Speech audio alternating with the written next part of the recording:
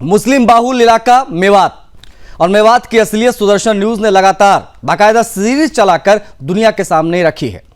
वहां ऐसी घटनाएं लगातार होती रही हैं जो हमारे एक एक दावे पर मुहर लगाती रहीं। चोरी, डकैती, लूट और हत्या, भारत के हर कोने में होने वाले अपराध का कुछ ना कुछ संबंध अक्सर मेवात से निकल आता है। और जब वहां का पुलिस बल अपराधियों को पकड़ने के लिए जाता है तब उन पर जानलेवा हमला हो जाता है। कई बार तो उन्हें मार भी डाला जाता है। और जब इन दोनों साजिशों में साजिशकर्ता फेल हो जाते हैं तब उन पर कभी हमले का तो कभी चारित्रिक आरोप लगाकर मजहबी माहौल बना दिया जाता है। वैसे भी दुनिया जानती है कि विक्टिम कार्ड उनकी जेब में रखा है। इस बार इन आतताइयों के हमले का शिकार बनी है मेघालय की पुलिस। हजारों किलोमीटर दूर मेघालय में जाकर एटीएम तोड़कर लाखों रुपए लूटने वाले राहुल खान को दबोचने के लिए मेघालय पुलिस की एक टीम नूह आई। इस टीम के साथ हरियाणा पुलिस भी थी और राहुल खान को पकड़ भी लिया गया और उसे कानूनी कार्रवाई उसके ऊपर की जा रही थी। इसी बीच भारत के संविधान के बजाय शरिया को अपना कानून मानने वाले मजहबी उन्मादियों की एक भीड़ पुलिस को घेर लेती है। उन पर जानलेवा हमला हो जाता है, साथ ही उनके हथियार छीनने की कोशिश भी होती है। यह मुस्लिम भीड़ चाहती थी कि पुलिस वाले मेघालय तक जाकर उनकी दरिंदगी को बयां करें, जिससे दोबारा किसी प्रदेश की पुलिस उनके आतंक में बाधा डालने की हिमाकत ना कर पाए। वहीं आत्मरक्षा में पुलिस ने जो गोली चलाई उसमें तारिफ मियां नाम का एक वेल्डिंग मिस्त्री घायल हो गया। अब जरा सोचिए, ये वेल्डिंग का काम छोड़कर वहां पुलिस पर हमला करने चला आया था क्योंकि बात उसके मजहब की थी। फिलहाल राहुल मियां को छुड़ाने की कोशिश नाकाम हो चुकी है। आपको बता दें कि तारिफ खान घायल है और उसका इलाज अस्पताल में चल रहा है। विडंबना यह है कि पुलिस पर हमला करने के लिए तो सैकड़ों जमा हो गए, लेकिन घायल तारिफ मियां को खून देने के लिए पुलिस को आगे आना पड़ा और तारिफ के लिए उनका मजहब वाला प्यार नहीं उमड़ा। बहरहाल अब अपने पाप को छिपाते हुए सड़कें जाम की जा रही हैं, नारेबाजी चल रही है, वही भीड़तंत्र वाला, शोरतंत्र वाला हिसाब किताब इनका, जो लोकतंत्र पर हावी होने की कोशिश करता है। वर्दी वालों की जान लेने पर आमादा उन्मादियों को विश्वास है कि भारत का सेक्युलर, वामपंथी, बुद्धिजीवी, कट्टरपंथी और धर्मद्रोही गिरोह उनके साथ खड़ा हो जाएगा। बता दें कि इससे पहले भी सुदर्शन न्यूज और हमारे प्रधान संपादक धर्मयोद्धा डॉक्टर सुरेश चौहान के जी ने लगातार बिंदास बोल चलाया था, ये प्रमाणित करने के लिए, और ये प्रमाणित किया था कि मेवात न केवल हिंदुओं बल्कि कानून के रक्षकों का भी नर्क बन चुका है। ब्रजमंडल यात्रा में इसी जगह पर मुस्लिम भीड़ ने हिंदुओं के साथ वर्दी वालों को भी मार डाला था। दोपहर 12 बजे अपने एक्सक्लूसिव शो में कट्टरपंथी साजिश की पोल खोलने ही आज हम जा रहे हैं।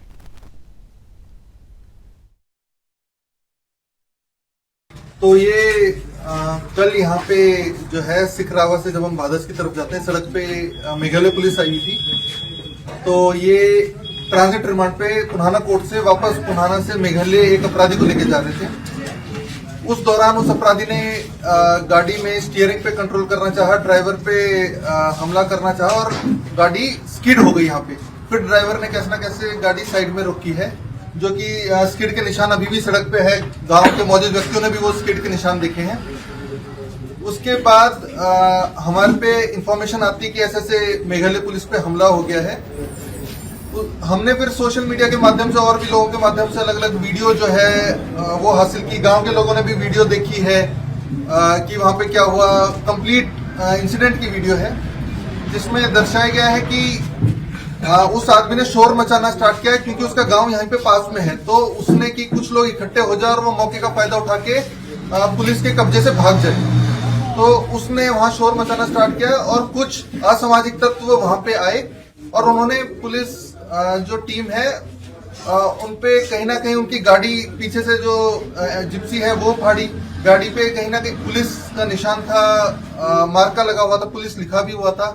उन्होंने अपने तो ये मामला हैरान करता है, परेशान करता है कि मेवात आखिर है कहाँ। ऐसा तो नहीं है पाकिस्तान में है, हिंदुस्तान का हिस्सा, और वहां पर अगर पुलिस अपना काम करने जा रही है तो उसके ऊपर हमला हो जाता है। ये सिचुएशन है मेवात में, जिसके बारे में हमने नियमित अंतराल पर खबरें चलाई हैं और मेवात के बारे में लोगों को बताया, जो समय दर समय चरितार्थ होता रहा है इस प्रकार के खबरों के माध्यम से। आपको कुछ तस्वीरें दिखाएंगे, आपको बताएंगे किस प्रकार से पुलिस जो है उन्मादियों को कन्विंस करने की कोशिश कर रही है। ये सिचुएशन थी, एक बार देखिए प्लीज। जी, मेघालय पुलिस में एक एटीएम काटने का मामला था शिलोंग में।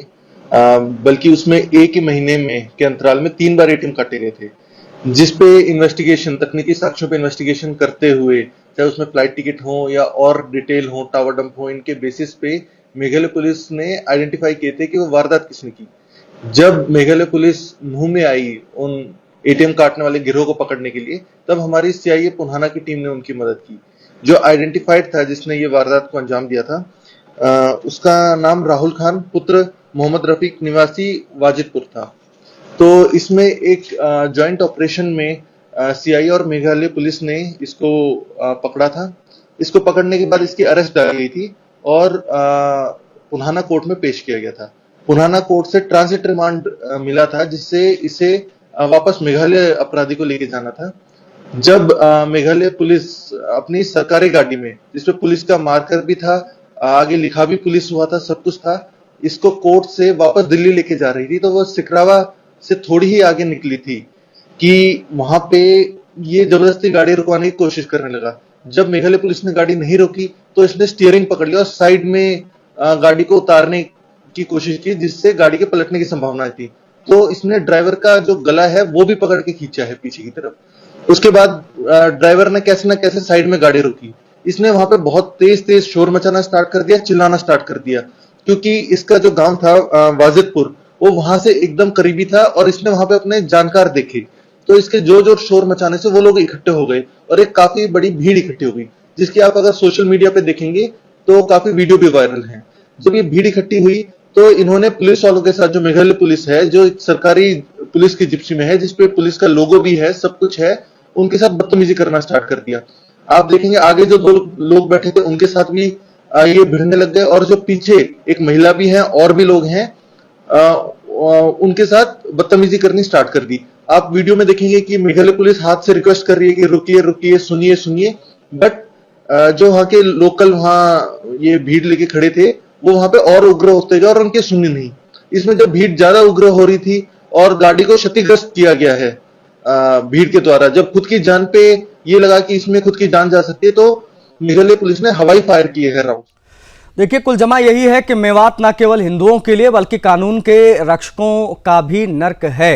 हमने आपको 2 बयान दिखाए और समझाने की कोशिश की क्या स्थिति वहां पर है। पहला आपने देखा किस प्रकार से पुलिसकर्मी इन जिहादियों के बीच में, उन्मादियों के बीच में खड़ा होकर बयान भी दे रहा है, लोगों को कन्विंस भी कर रहा है। और दूसरा आपने एडिशनल एसपी साहब को सुना, वो किस प्रकार की क्या सिचुएशन उस समय रही वो उन्होंने बताया। लेकिन ये अपने आप में बहुत ज़्यादा महत्वपूर्ण हो जाता। हमने ब्रजमंडल यात्रा के समय में भी किस प्रकार से देखा था, मुसलमानों की भीड़ ने हिंदुओं के साथ वर्दी वालों को भी मारा था। ये अपने आप में बहुत महत्वपूर्ण विषय, आज हम इसी की बात करेंगे। बता देते हैं आपको पैनल में हमारे साथ आज कौन कौन से लोग कनेक्ट हो गए जिनसे आज हम बात करने जा रहे हैं। अरविंद कुमार जैन सर हैं, पूर्व डीजीपी हैं उत्तर प्रदेश के। अरविंद सर, बहुत स्वागत है आपका, समय देने के लिए आपका आभार। मोहम्मद अकील खान है, मुस्लिम स्कॉलर। अकील जी, आपका भी बहुत स्वागत है। और हमारे साथ अनुराग कुलश्रेष्ठ वीएचपी के हैं, हमारे साथ कनेक्ट हो गए हैं, प्रांत प्रसार हरियाणा, उनसे भी हम बात करेंगे। लेकिन सबसे पहले अरविंद कुमार जैन सर की प्रतिक्रिया महत्वपूर्ण होगी क्योंकि मामला पुलिस महकमे से जुड़ा हुआ है। सर, मेघालय की पुलिस आई थी किसी कानूनी कार्रवाई को करने के लिए, लेकिन उनके ऊपर हमला हो गया। मेवात में नियमित अंतराल पर हम देखते हैं कि पुलिस कर्मियों पर अटैक होता है। क्या ये सिर्फ एक लॉ एंड ऑर्डर की सिचुएशन है, कानून व्यवस्था का मामला, या संगठित प्रॉपर एक आपराधिक नेटवर्क है जो वहां पर कभी भी हावी होने की कोशिश करता है पुलिस कर्मियों पर भी? किस प्रकार से आप देखते हैं सर इस घटना को? मेघालय पुलिस की जो भी कार्रवाई है वो बिल्कुल कानूनी है जी। उन्होंने पकड़ा, उन्होंने कोर्ट में पेश किया जी। पेश करने के बाद ट्रांजिट रिमांड लिया और उसको लेके जा रहे थे राहुल खान को। उसकी सरासर बदमाशी है कि उसने वहां पर भीड़ इकट्ठी करने की कोशिश करी, गाड़ी पलटने की कोशिश करी। मुझे एक बात समझ में नहीं आती कि जब मेघालय पुलिस ने सीआईए हरियाणा की मदद मांगी, नूह पुलिस को पूरी जानकारी थी, नूह पुलिस जानती है कि मेवात का रीजन क्या है, और फिर भी जो है इस प्रकार की घटना वो करने में सक्षम हो गए। फायरिंग तक की नौबत आ गई। जी। इसमें ऐसा नहीं है कि ये लोग आइडेंटिफाइड नहीं होंगे जी। एक एक की सूचना होगी कि कौन है। वाजिदपुर के कौन कौन लोग आए जिन्होंने गाड़ी रोकने की कोशिश करी, जिन्होंने लॉ एंड ऑर्डर की सिचुएशन क्रिएट करी। मैं मेवात के ऊपर पहले भी बोल चुका हूं, मेवात को लाइटली लेने की हरियाणा पुलिस को गलती नहीं करनी चाहिए। जिस प्रकार यूपी पुलिस ऐसे कुछ संगठित गिरोहों के खिलाफ उत्तर प्रदेश में भी कार्रवाई कर रही है और उनको नेस्तनाबूद किया अच्छा Arvind sir, sorry to interrupt you. अब एक क्रॉस क्वेश्चन मेरा इसमें था आपसे, एक चीज और मैं आपसे समझना इनफैक्ट चाह रहा था, क्रॉस क्वेश्चन नहीं। आप जब यूपी पुलिस की कमान संभाल रहे थे तो उस समय भी यूपी पुलिस भी आई होगी कई बार मेवात में दबिश देने के लिए तमाम किसी मामले को लेकर। मैं समझना चाहूँगा आपसे, आप बेहतर इसको समझा पाएंगे कि मेवात में जाकर कानूनी कार्रवाई करने में या कोई एक्शन लेने में या रेड मारने में और बाकी जगहों पर जाकर ये कार्रवाई करने में डिफरेंस क्या है? क्या कुछ एडिशनल चैलेंजेस होते हैं जब मेवात में पुलिसकर्मी जाते हैं? तो ये आप इससे समझना चाहूँगा सर। जब अपराधियों का किसी जिले में बहुत बढ़ जाता है जी सर, और उनको राजनीतिक संरक्षण भी मिलता है जी, वहां के एमएलए हमेशा से कांग्रेस के रहे हैं और वो पूर्ण रूप से समर्थन देते हैं अपनी वहां के लोगों को। मेवात बदनाम रहा है। यूपी में ट्रॉलर्स आते थे, ट्रॉले जो कहलाते हैं बड़े बड़े, जिनमें गाड़ियां होती थी जी सर, पूरे ट्रॉलर्स ये मथुरा रोड से लूट कर ले जाते थे और वो रातों रात मेवात में खप जाते थे। इसलिए ऐसा नहीं है कि मेवात की हिस्ट्री जानती नहीं है हरियाणा पुलिस। मैंने पहले भी कहा था कि यहाँ पर बहुत जबरदस्त ऑपरेशन चलाए जाने की आवश्यकता है। यहाँ पर साइबर ठगों के गैंग्स खुलेआम काम करते हैं। पीछे जो आप जिस यात्रा का जिक्र कर रहे हैं उस पर घटना हुई थी, तो इन्होंने जो साइबर पुलिस स्टेशन खोला गया था नू में, उसको तहस नहस कर दिया था, क्योंकि ये नहीं चाहते कि वहां पर साइबर का पुलिस स्टेशन चले। ये मेरा ये मानना है कि बहुत एक ठोस कार्रवाई की आवश्यकता है, जिसको जब तक माननीय मुख्यमंत्री हरियाणा खुद इसमें आदेश नहीं करेंगे, जैसे कि यूपी में योगी जी आदेश करते हैं, फोर्स उपलब्ध कराया जाता है, एक्स्ट्रा फोर्स उपलब्ध कराए जाते हैं और तब सख्त कार्रवाई होती है। जब तक कि एक एक अपराधी को बीन के नहीं निकाला जाएगा। यहाँ पर जितने बांग्लादेशी रह रहे हैं, यहाँ पर जितने रोहिंग्या रह रहे हैं, जितने आउटसाइडर्स रह रहे हैं, हर का कैरेक्टर वेरिफिकेशन जब तक नहीं हो जाएगा तब तक उनके मन में एक कानून का भय नहीं उत्पन्न होगा। वो ये करते आए हैं और कर रहे हैं, और ये बड़ी अजीब बात है कि बीजेपी की गवर्नमेंट होने के बावजूद इस प्रकार की हरकत वो खुलेआम कर रहे हैं। और पुलिस भी मुझे डिफेंसिव लग रही है, बैक फुट पे लग रही है। नहीं सर, अब हम वो तस्वीरें दिखा रहे हैं ना सर। अरविंद सर, मैं आपको इसलिए रोक रहा हूँ क्योंकि आप अगर देख पा रहे होंगे तो इस टीवी स्क्रीन पर इस वक्त जो है वो विजुअल्स चल रहे हैं कि जब ये हमला हुआ, जब घेरने की कोशिश हुई, तो वहां पर खड़े ये उन्मादी जो है वो कैसे हंस रहे हैं। अगर संभव तो एक बार फुल स्क्रीन दिखाइए वो विजुअल, किस प्रकार का माहौल था। ये अपने आप में बहुत ज़्यादा जो है वो हैरान करता है। ये ज़रा एक बार देखिए, ये स्क्रीन पर आप लोगों के जो है चल रहा है, किस प्रकार से इतने बड़े संख्या में भीड़ वहाँ पर इकट्ठा हो गई।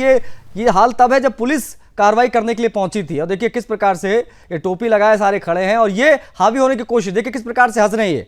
ये सिचुएशन है, मतलब इनका मन इतना विक्ट्री साइन दिखा रहा है जैसे लग रहा है ना जाने कौन सी जो है ये जंग फतेह करके यहाँ पर खड़ा है। और ये कानून अपना काम कर रहा है, उनको डोमिनेट करने की कोशिश यहाँ पर होती है। वाकई चिंताजनक स्थिति है। अनुराग हमारे साथ हैं, वीएचपी प्रांत प्रसार हैं हरियाणा के। अनुराग, क्या ये मान लिया जाए कि मेवात कट्टरपंथ का गढ़ है या बन चुका है, इसीलिए इस प्रकार की चीजें नियमित अंतराल पर होती हैं? नमस्कार, एक बार आपकी आवाज नहीं आ रही है, एक बार अनम्यूट कर लीजिएगा इफ पॉसिबल सर। सामने डिवाइस अनम्यूट कीजिएगा, फिर आपकी आवाज आएगी। जय श्री राम। जय श्री राम। सुदर्शन न्यूज लगातार मेवात के विषय पे बहुत सारे कार्यक्रम और ऑर्गेनाइज करके और इस विषय को हमेशा समाज के सामने लाता रहा है। उसके लिए मैं हमेशा बहुत प्रशंसा भी करता हूं कि ये बहुत कठिन कार्य जो है, क्योंकि और कोई चैनल इस विषय को इस तरीके से उठाता भी नहीं है और बड़ी स्पष्ट और सावधानी से और तथ्यों के साथ बात होती है। मानना ना मानना अलग विषय है, क्योंकि यहाँ पे तो गले काट दिए जाते हैं तब भी शिकन नहीं आती चेहरों पर। समस्या यहाँ पे ये है। और मेवात की घटना तो आप अगर पुराना भविष्य उठाएंगे तो आज का विषय नहीं है। अभी हमारे माननीय डीजीपी जी साहब ने भी बोला कि के नाम से टैंकर के टैंकर, उससे पहले अगर हम देखें तो जब अपना पार्टीशन के बाद से भी और उसके बाद भी क्या नाम से जब अयोध्या का विषय रहा था उसके बाद भी पूरा मेवात जल गया था और हमारे तो एक बहुत वरिष्ठ सेशन जज थे, उनको छुपना पड़ा और बड़ी मुश्किल से उनको रेस्क्यू करके निकाला गया था। तो मतलब हमेशा से अपराध का एक पूरा गढ़ एक बना दिया गया और वहां पर आज संगठित रूप से विभिन्न प्रकार के अपराधियों का शरणा स्थली है। पुलिस प्रशासन भी इसके अंदर कई बार अपने घुटने टेकती है। मुझे बड़ा कष्ट होता है कि हमारी ही सरकार है, भाजपा की सरकार है, लेकिन कई बार ऐसी समस्या आई है। तो मैंने इन विषयों को ट्वीट के माध्यम से भी जब भी हमले हुए तो मैंने ट्वीट किया, माननीय मुख्यमंत्री जी को भी इस विषय पे संज्ञान दिया और कि भाई ये वाकई में अनुराग जी ये अपने आप में चिंताजनक है, बहुत ज़्यादा चिंताजनक है। पुलिस कर्मियों को भी वहां पर कार्रवाई करने से पहले हजार बार सोचना पड़ता है। हमने तस्वीरें दिखाई हैं, अभी भी स्क्रीन पर हम बार बार तस्वीरें दिखा रहे हैं कि क्या सिचुएशन थी और किस प्रकार से पुलिसकर्मी कन्विंस कर रहे थे उन तमाम लोगों को जो वहां पर बड़ी संख्या में इकट्ठा हो गए थे। मोहम्मद अकील खान भी हमारे साथ हैं। अकील जी, ये जो मेवात कट्टरपंथ का गढ़ बन चुका है और वहां पर जिस प्रकार से पुलिसकर्मियों के ऊपर हमले बोल दिए जाते हैं, इसको बतौर एक मुस्लिम स्कॉलर आप किस प्रकार से देखते हैं? अकील जी।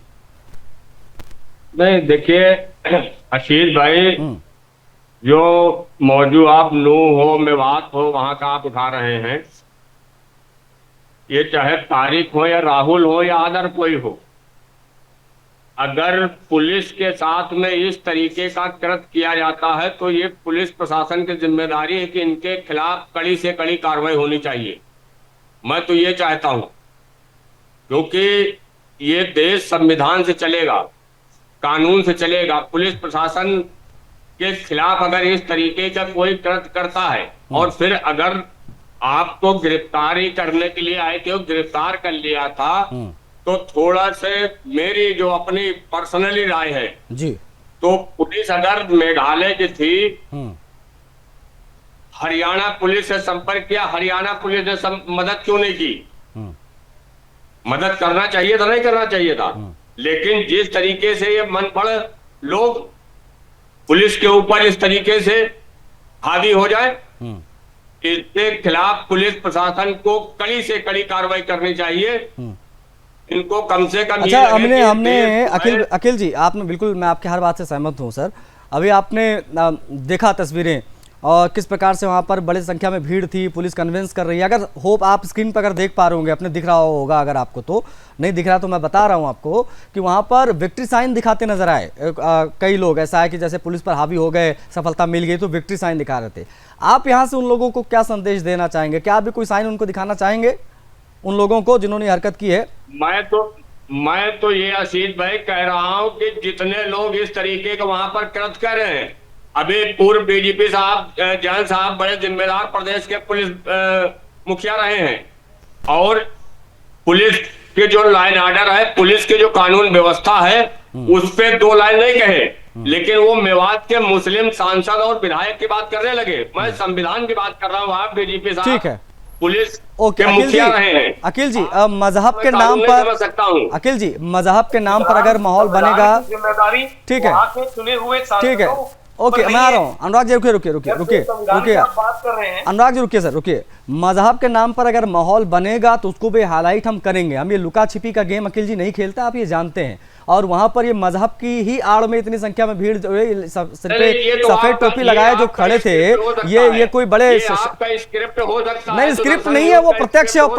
प्रत्यक्ष को प्रमाण की आवश्यकता नहीं है, हम विजुअल तस्वीरें मतलब बोलती हैं सर, हम नहीं बोलेंगे, तस्वीरें बोलती हैं। मजहब के नाम पर माहौल बनाकर कानून पर डोमिनेशन जो दिखा है ना स्क्रीन पर, वो हम दिखा रहे हैं। आप करिए सर, आप बचाइए इन जिहादियों को, उन्मादियों को, वो आपका काम है। आप हर चीज, पुलिस तो कार्रवाई कर रही है, लेकिन मैं ये मजहबी माहौल की बात कर रहा हूँ।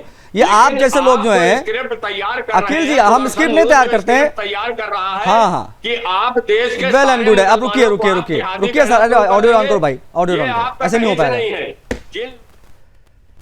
धर्मयोद्धा डॉक्टर सुरेश चौहाड़के जी ने भी मेघालय पुलिस पर हुए हमले पर, जो मेवात में हमला हुआ, प्रतिक्रिया दी है। उनकी प्रतिक्रिया बहुत महत्वपूर्ण, क्योंकि मेवात पर उन्होंने लंबी सीरीज चलाई थी। जरा देखिए क्या कहा उन्होंने।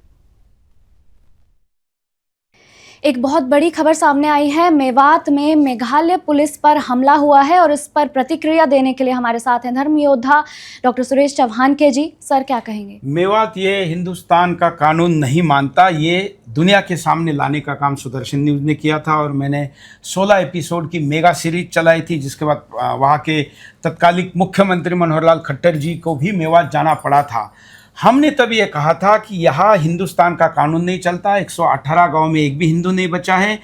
खुद हरियाणा पुलिस भी वहाँ जाने के लिए सुरक्षा लेकर जाती है। पिछले दिनों हरियाणा पुलिस पर भी और उनके वरिष्ठ अधिकारियों पर भी फायरिंग हुई थी।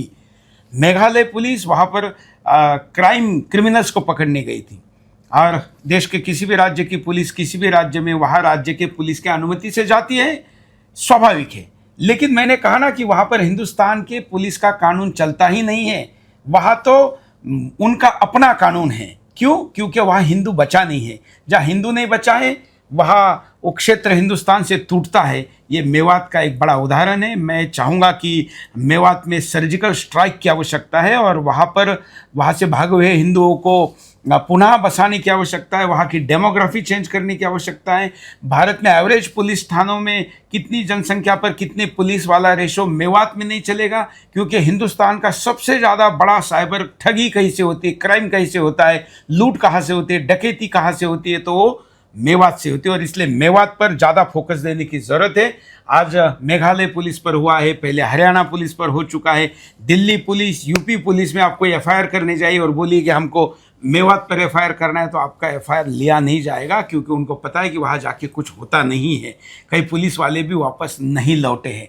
इसलिए इस मुद्दे पर मैं चाहूँगा कि कार्रवाई हो। तो देखिए, ये थी धर्म योद्धा डॉक्टर सुरेश चौहान के जी की प्रतिक्रिया। और अपडेट्स के लिए देखते रहिए सुदर्शन न्यूज़। तो देखा आपने, धर्म योद्धा डॉक्टर सुरेश चौहान के जी ने कहा है कि अब समय आ गया है कि यहाँ पर कुछ विशेष हो, सर्जिकल स्ट्राइक हो। पूरा पैनल हमारे साथ मौजूद है, हम सभी से बात कर रहे हैं। अरविंद कुमार जैन जी जो है हमारे साथ पूर्व डीजीपी उत्तर प्रदेश के, उनकी तरफ बढ़ेंगे। सर, क्या अब समय वाकई में आ गया है कि मेवात जैसे इलाकों में कठोर पुलिस ऑपरेशन हो, कोई अलग से विशेष कानून इन सब के लिए बनाया जाए? क्योंकि इनसे सीधे तौर पर निपटना तो मुश्किल और आसान लग नहीं रहा, क्योंकि तुरंत ही जो है ये मजहबी माहौल बना दिया जाता है और पुलिसकर्मियों को घेर लिया जाता है, मरता क्या ना करता वाली स्थिति होती है। अरविंद कुमार जैन सर। देखिए, अगर हरियाणा पुलिस और हरियाणा की सरकार को अभी भी वहां की ग्रेविटी समझ में नहीं आ रही है, तो भगवान ही मालिक है। मेरा ये मानना है कि हरियाणा नू की टोपोग्राफी को, डेमोग्राफी को देखते हुए वहां पर स्पेशल यूनिट्स तैनात की जानी चाहिए। एसटीएफ की, एटीएस की, जो हरियाणा की आर्म्ड बटालियन है, बटालियन वहां पे खोली जानी चाहिए। वहां पर पुलिस की प्रेजेंस बढ़ाई जानी चाहिए और पूरा सर्वे होना चाहिए कि कौन कौन लोग हैं, कहाँ के रहने वाले हैं, कौन बाहर के एलिमेंट्स हैं, कौन गौकशी में लिप्त हैं, कौन चोरी कर रहे हैं मवेशियों की, कौन बाहर से गाड़ियां लूट कर ला रहे हैं और उनको काट कर वहां पर जो है गायब कर दे रहे हैं। जो और जैसे जो भी घटना होती है इसमें लीगल एक्शन ये होना चाहिए कि जो घटना हुई है इसमें तुरंत एफआईआर लॉन्च करें। ठीक है सर, ओके। मेरे पास समय सीमित था। आप सभी जुड़े, बहुत आभार आप सभी का इस चर्चा में शामिल होने के लिए। लेकिन वाकई में चिंता बहुत ज़्यादा बड़ी है और इस पर बड़े एक्शन की भी आवश्यकता है, क्योंकि मेवात में ऐसे जाकर इन जिहादियों से, उन्मादियों से निपटना आसान नहीं है।